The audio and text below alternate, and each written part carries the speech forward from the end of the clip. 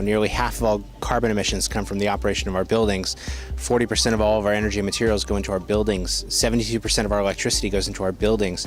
So buildings have the greatest impact, more so than even cars. That's why you're hearing so much about green building, because quite frankly, we're to blame for this mess. And for the last 30 years, we've been trying to find ways to mitigate that. And in the last 5 years, we've really gotten much better at getting the public aware and listening and understanding the opportunities. Because remember, a green building is also a smart building and also a building that'll save you money. So what would you say, Eric, are the hot upcoming trends in the green building industry today? Well, everybody gets very excited about materials and countertops and paints and so forth, but we've had those for a long time.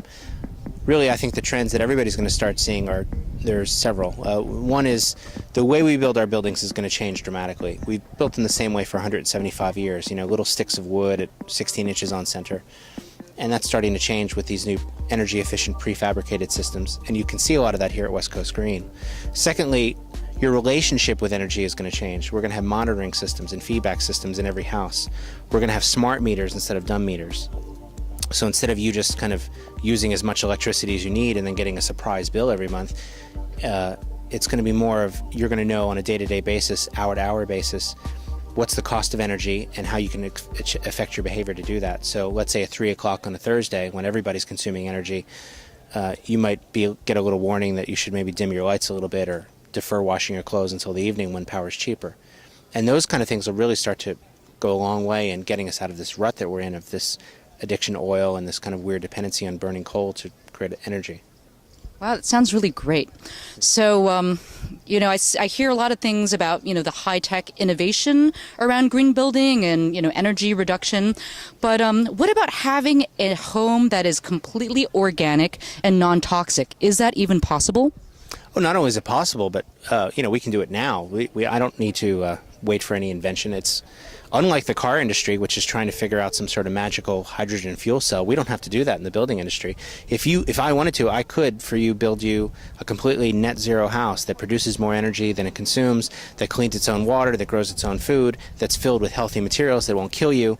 And what's sad about it is that the exact opposite is true in most buildings. They're energy hogs, they're filled with toxic materials, and they just consume vapid amounts of fresh, clean drinking water. So I think there's this one question that I hear a lot, and I'm sure lots of people, everyone wants to know. It's great to go green, but does going green have to cost more money? That's the number one question I get.